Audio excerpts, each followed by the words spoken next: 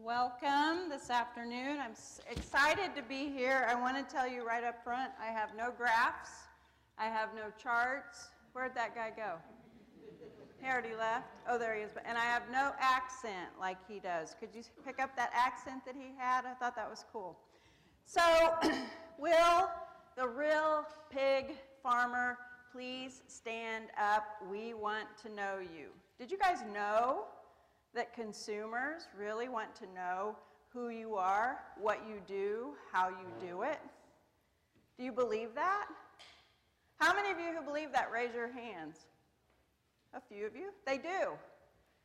And you know what? For a long time, I had a hard time believing that as well, but then I started paying more attention to consumers and realizing that there was this thing all across our nation that's called the rise of real. And we're going to talk more about that exactly. But the rise of real means that people, consumers, I hate to call them consumers because we're all consumers, but they want to know where their food comes from. You guys all know that. They want to know about real behaviors. For instance, they desire to have family dinners and to spend more face-to-face time with each other. They want to have a real lifestyle, meaning that we've seen a big, big increase in the way that moms maybe feed their families, and in gardening, all of those things that we used to do back on the farm, but maybe now we take that for granted. They want to know about real flaws. Are we human? They want to have real experiences. They want to have farm vacations, and they will pay money for that. So when I first realized that people wanted to know what we did on the farm, at first I thought, well, you know what, that just seems really odd to me. What we do, to me, kind of seemed rather boring and day-to-day. But then, when I was told not only do I need to reach out there and connect with consumers, have a social presence, I was already running a business, and I thought, how in the world am I going to have time to do that? But then what happened was I realized that it's the greatest privilege, truly, to connect with consumers and get to be that bridge that connects consumers to farmers. Do you know where moms want to get most of their information from? They want to get it from another mom. Okay, so Chef Alli, being a mom and a wife, I realized that the role that I play, that's a big important role, because hopefully when they have a question about agriculture, they're going to reach out to Chef Alli and say, hey, I have a question, can you help me with that? So it's been really cool to get to do that. And then I realized, oh crap, because 20 years ago, some friends of mine who live in New Orleans, they said, Alli, we have people who would come to your farm, they would pay you money to come and go on vacation. And so here I am 20 years later, just now realizing that they were right. People want to come, they want to get dirty, they want to participate in what we do. Just recently, I went to the Springer farm in southeast Kansas, and you know what? I know a fair amount about agriculture, but I didn't know anything really about what they do, and it really gave me some insight to realize why it's so cool to get to go there and see how it's really done. Now, I get with pig farms, hog farms, biosecurity, we can't bring people in, but social kind of changes the game. How many of you are social? And when I say social, I mean on Facebook, any social media platform, raise your hands. So how many of you then are doing Facebook Live broadcasts from your pig farm? Anybody doing that yet? Some of you are. I know Christy has been doing some of those. I don't do very many of those either, but I think that's ultra important for us to look at. So Chef Alli, Kitchen Crusader, fancy farm wife, that's my husband Pat right there. He's the one who's really behind me. I'm in my 17th year as Chef Alli, and you know what? It's been a very, very interesting journey. I was actually raised in a family business. I left that business in 2000 to go to chef school. My husband thought I was completely crazy at that time to want to do that. But it's been very, very interesting to get to learn what I've gotten to learn about consumers and how they think. So there's 5 big reasons why I think the rise of real for all of us, and when I say the rise of real, part of what we're doing is we're letting people get to know us. And we could also use the word advocate if we want. Sometimes people don't like that word. Really what they just want to know is they want the opportunity to get to know us. The number one reason that I have decided to let people know what I do on the farm is because every single summer when I fly in to New York City, and I'm flying in actually to LaGuardia, and I look down at that and I think, how do you people live like this? The first time that came out of my mouth, I was like, oh, because you know what? When they fly over the Midwest and they look down and they see absolutely nothing, they say the same thing. How do you people live like this? But you know, Jody shared with me a story one time, and she said, Alli, do you know that if everybody in the entire state of Kansas stopped eating pork, it wouldn't even put a blip on the radar screen? But if a city like New York City, Boston, Chicago, if they stop eating pork, we're going to feel it. And that, when I saw that, it really brought it home to me. So that's one of the reasons. This is another reason. Do any of you remember As the World Turns? Some of you are way too young for this. Anybody in here remember that soap opera? Some of you have to. Yeah, thanks. So I advocate because of my dad, who was a farmer, and also my husband, who's a cattleman. When I was growing up, I can remember my dad coming home from work at about 12:30. He worked for the post office, and he was a farmer on the side. He would come home just in time to see my mom sitting down to watch As the World Turns. She would be in her favorite recliner with her feet up on the ottoman, and she would have her lunch, her plate, in her lap. When he came through the door, that was what he would see. And I think it really frustrated my dad to see that, because he knew that since he was a firstborn farmer who married a baby city girl, he really thought he was going to bring my mom to the farm and turn her into a farm wife. That didn't happen. So what did he do? He would always turn his sights to his oldest daughter. And so my dad and I spent a lot of time clashing. I did not like being on the farm when I grew up. It was hot. It was dirty. I was always sweaty. I was always fighting with my brother. And as soon as I could, boom, I was off the farm. But look where I'm at today. I'm back trying to tell our story about agriculture. So the third reason that I also love to let people know who we are on the farm is moms. I love me some mamas, okay? And if you talk to moms today, you know, as farmers, sometimes we have this tendency to think that our biggest goal, and probably it is, to feed the world. But you know what? Most moms in this country do not care about world hunger. Why is that? It's because they're trying to get dinner on the table for their own families, and they're tired, they're worn out, they're struggling. Also, what about organics? You know, a lot of times, I remember Jody also told me this story. Did you realize that when you go to the grocery store to purchase baby food, that way down on the bottom is where it's going to be just your traditional baby food? The organic is going to be right up here at eye level, okay?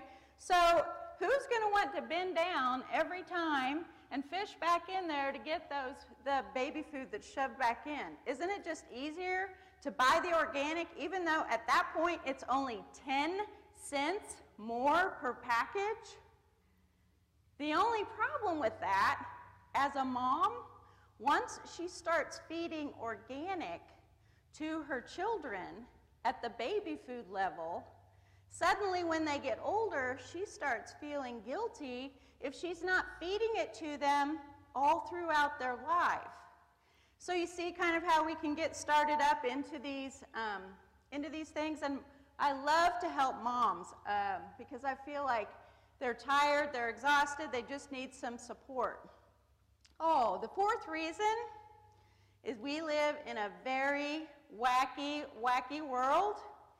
And recently I had the privilege, a couple of years ago, of going with Kansas Farm Bureau on a blogger tour all across the state of Kansas. We took urban bloggers to some different farms all across the state, and that was where I really got some great insight, because the very first place we stopped was at McPherson at the Sawyer Farm.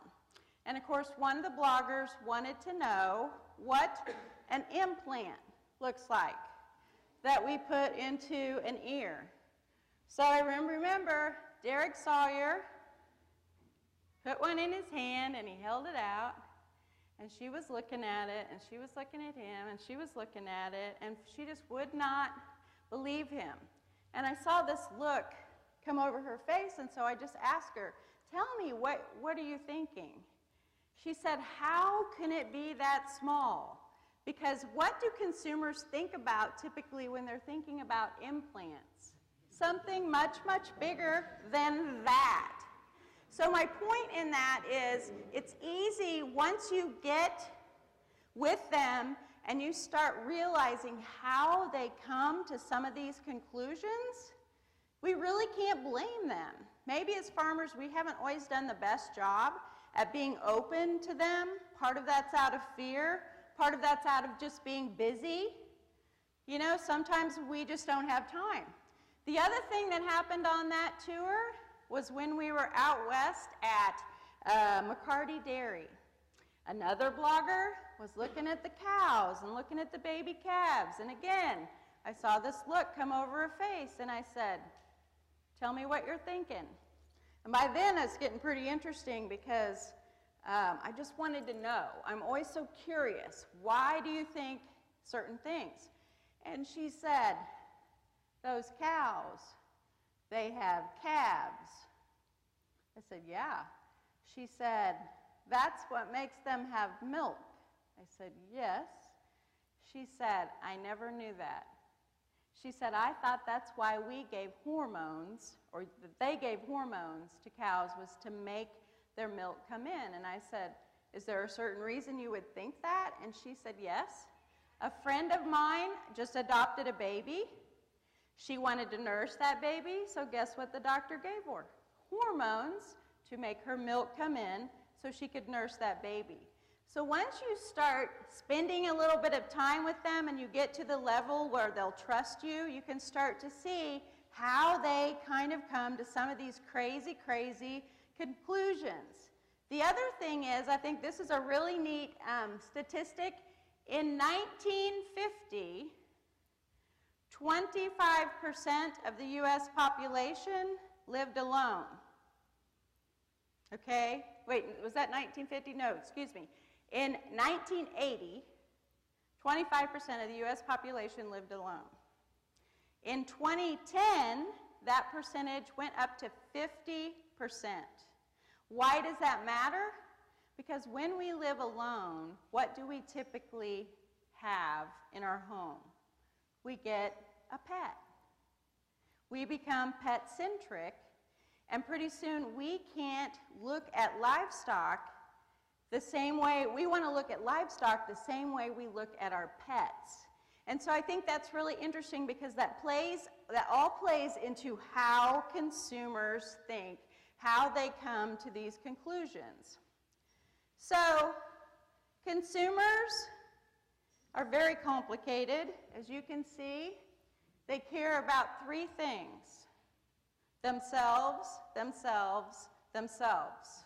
But in reality, what they want is, if you want to connect with a consumer, connect with me, change me, make a difference in my life. Those are the three things that we really have to do if we want to connect with consumers. So an advocate, I looked at the original meaning of the word.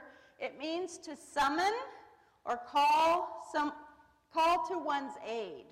So I am calling out to you guys to ask you to join me in the journey of advocacy, because I would like to see, I need some support in this. So here's some tips for you to just begin this journey. You can start right where you are. You can utilize something you're already involved in, whether that's the Rotary Club, whether that's your church. My friend Debbie, she uses organ donation. Like I said, I like mamas, so I speak to a lot of MOPS groups. And you know what? We're not selling them on agriculture.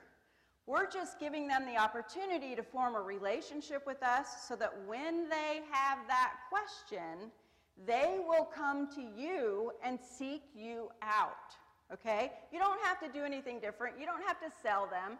You just have to form a relationship. Don't assume, ever, ever, ever, because you will be wrong. We all assume that right here in the Midwest, that everybody around us that's rural knows what we're doing on our farm operation. They don't know. They don't have time to know. Time is our most essential ingredient, and all of us are super, super short on time. Don't assume that they know. Ask them some questions. Have those conversations. It's really easy to do. This is my mom, and she taught me a lot about hospitality, and I would tease my mom all the time that she could meet someone, and within 2 minutes, they would be telling her their life story. But hospitality starts with a smile. It starts with a nod. Maybe some of you guys aren't great at smiling at women at the grocery store. I mean, you know how that goes. But that's a great place to have some conversations with them.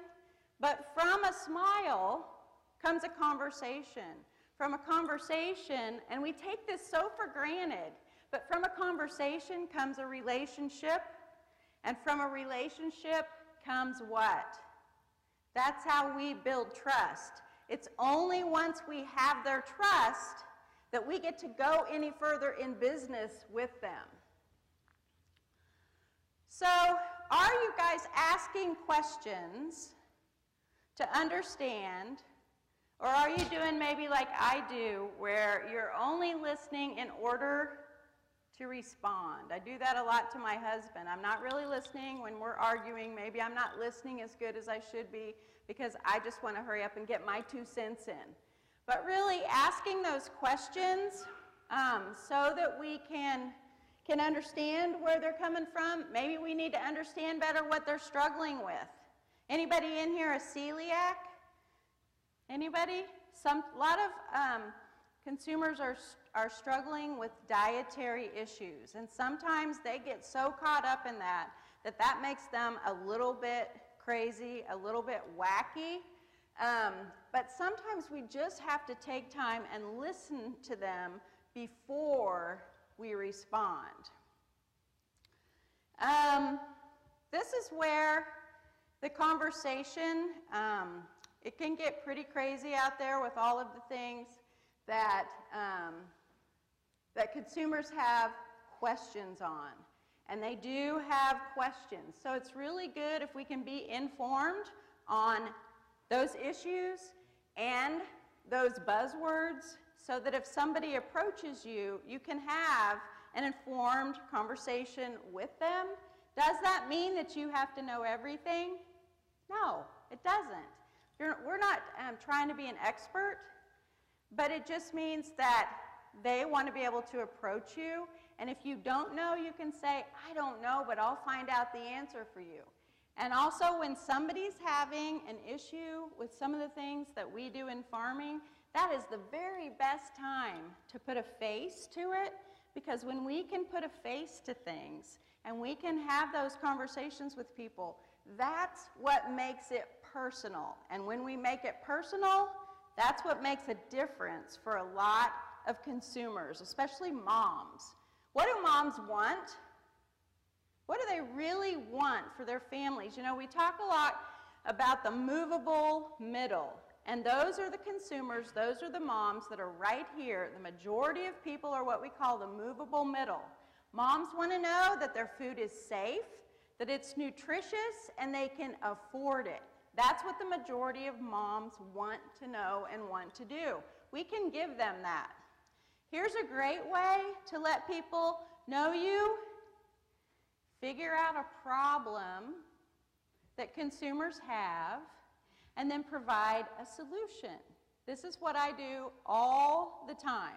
Actually, I've hardly ever stood up in front of a crowd and talked to anybody without cooking at the same time. It feels super weird. This is R2D2, my beloved pressure cooker that I have hauled all over the state of Kansas. He's starting to look so forlorn. He's got a dent in the back. His cover's peeling off. But you know what? Moms struggle with getting dinner on the table in a timely manner.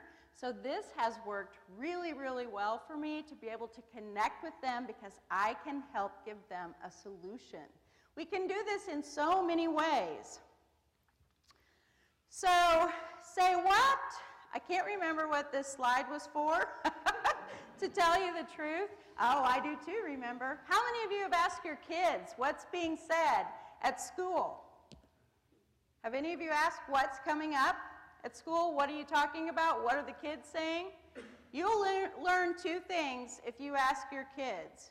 You might be surprised at what kids are talking about at school. The other thing is you might be surprised at what your kids are saying about your own operation that you don't know.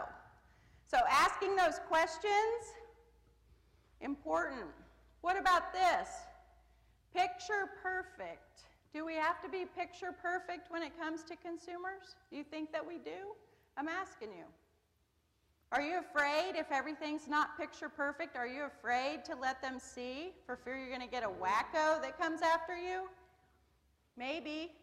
But we have to, the rise of real tells us that we have to let consumers see what we're doing.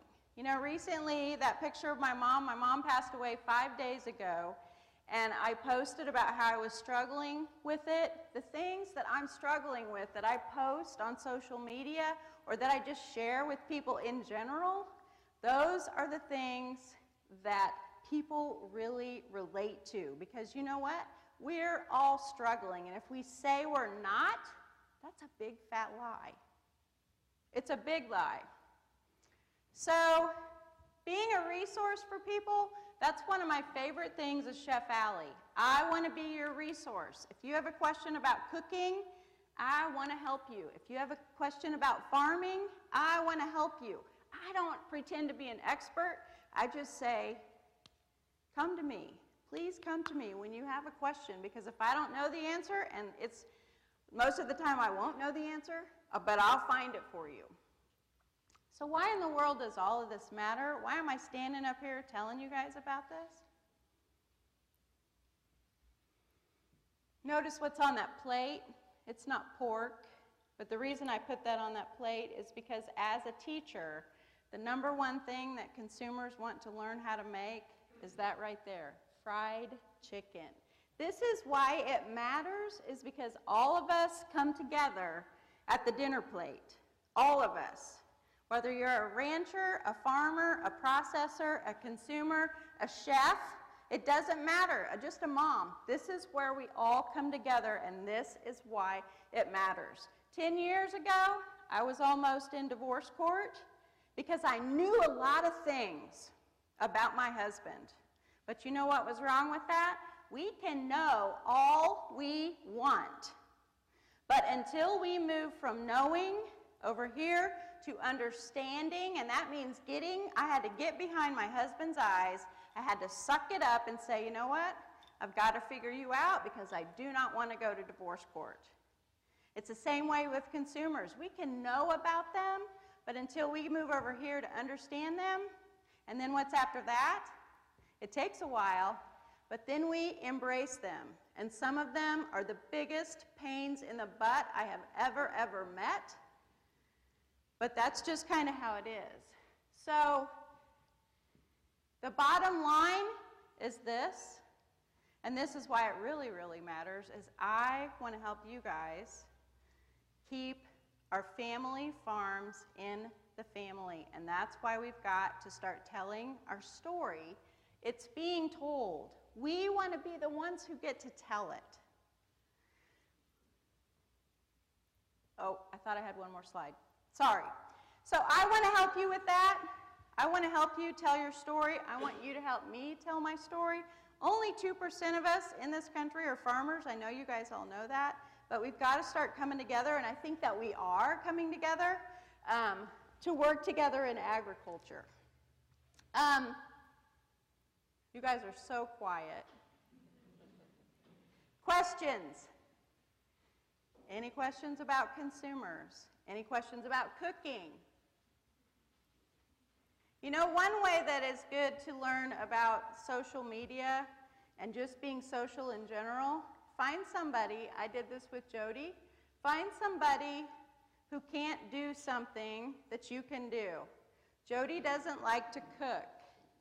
I can cook, so we traded. Jody knows a lot about social media, so she started teaching me about social media, how to measure that, how to look at that, how many people you can reach. It's totally fascinating. So I'm going to jump down. I thank you guys. I hope that you enjoyed this message. Any questions from anybody? I appreciate you having me. It's always my pleasure to represent you. People ask me all the time, Chef Alli, what do you do? And I say, I'm a brand diplomat for Kansas farmers and ranchers. That's basically what I do, is just help consumers understand about cooking, what happens on our farm. So thank you very much.